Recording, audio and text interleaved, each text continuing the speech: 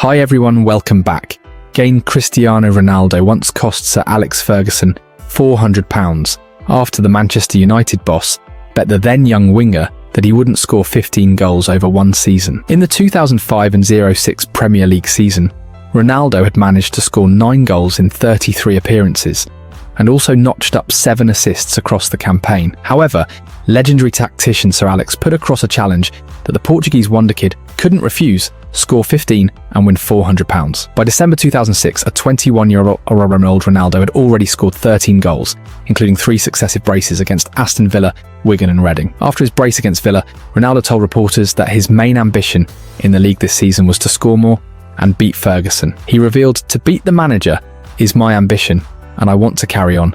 I want to score more goals." A goal and assist followed in United's game against Watford that they won 4-0. Then he reached the all-important 15-goal mark with another 4-0 win over Tottenham Hotspur, scoring from the spot to secure his £400 payday. Speaking to Sky Sports interviewer Jeff Shreves after the match, Ferguson jokingly said, "Penalties don't count. Oh well, I'll need to go the bank." The legendary Scotsman went on to praise Ronaldo's tenacity to be involved in every phase of the game, his natural skill and goal-scoring ability that landed him a nice little 3-figure sum. "It's fantastic. The boy has come on great. He's got the courage to want the ball," Ferguson said at the time, although he made sure to share some criticism to help keep Ronaldo grounded. "I thought he played in the early parts of the match. He was careless, but once he got more of the ball, and I think he improved because he had more of the ball. I think he's that type of player where you have to service him and get the ball to him and get him working in the game. He's not the player who plays in the fringes. He's a player who has to be involved all the time." Ronaldo went on to score 23 goals in 53 appearances for United in that season, assisting 14 times and winning the 2006-07 Premier League title with the Red Devils by a 6-point margin over second-place Chelsea. With his 17 goals in the Premier League, Ronaldo was third in the overall top goalscorer record for the season, with Didier Drogba taking home the Golden Boot with 20 goals. Blackburn Rovers' Benny McCarthy was second with 18 goals, and Wayne Rooney tied for fourth with Charlton Athletic's Mark Viduka on 14 goals. Ronaldo's goal scoring only improved from then on, with the Portuguese star scoring a whopping 42 goals in all competitions for United in the 2007-08 season in just 49 appearances. He then left United just one season later to join Real Madrid, scoring an incredible 450 goals in 9 seasons for the La Liga outfit. The Portuguese icon's total goal tally comes to an unbelievable 763 goals in 1,017 professional appearances, including 240 assists. With Ronaldo now playing his competitive football out in Saudi Arabia for Al Nassr, the 39-year-old doesn't show any signs of retiring from the sport anytime soon.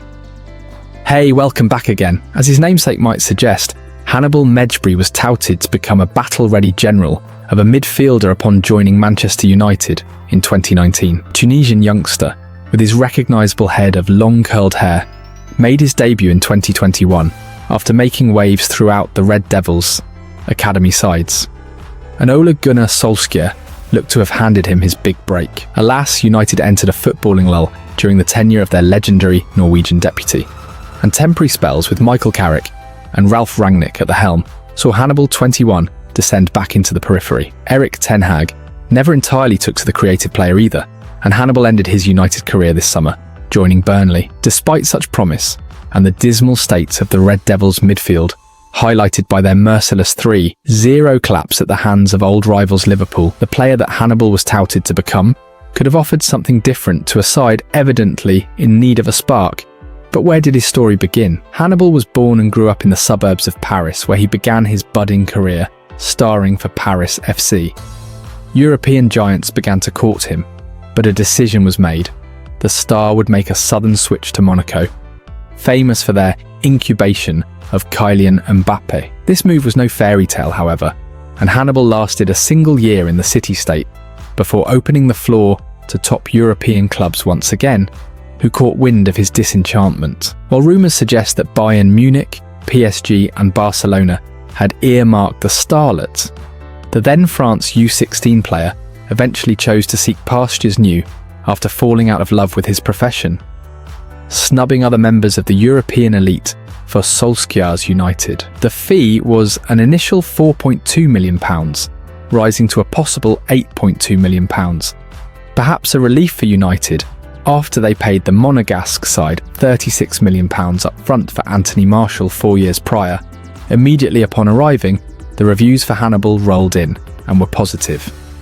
A training ground source reportedly told The Athletic that the attacking midfielder took the out of his teammates with his ability and was so composed for a young man. Official sources within the club soon praised him, with United Academy head Nick Cox telling the Men his performances have been very good. The first objective for any player that arrives from outside of the country is to settle and build relationships.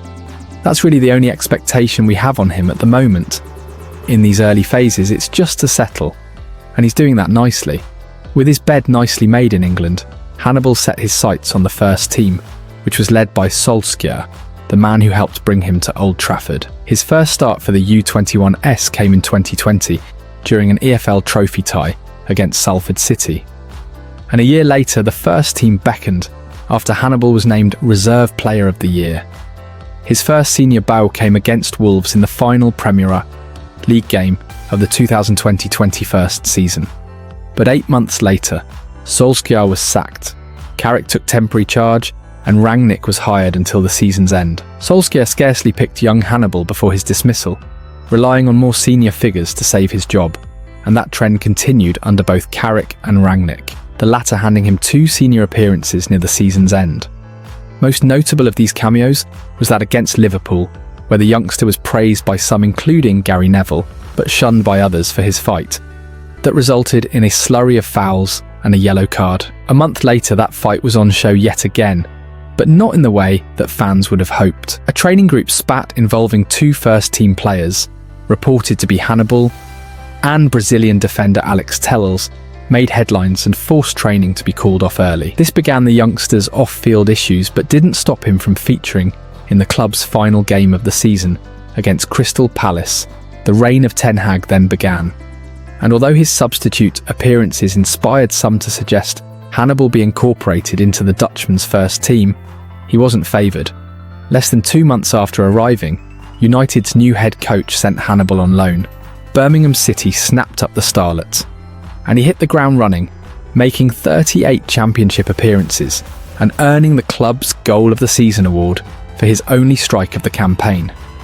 A marvellous free kick against West Brom upon his return, he was greeted by a mixed reception.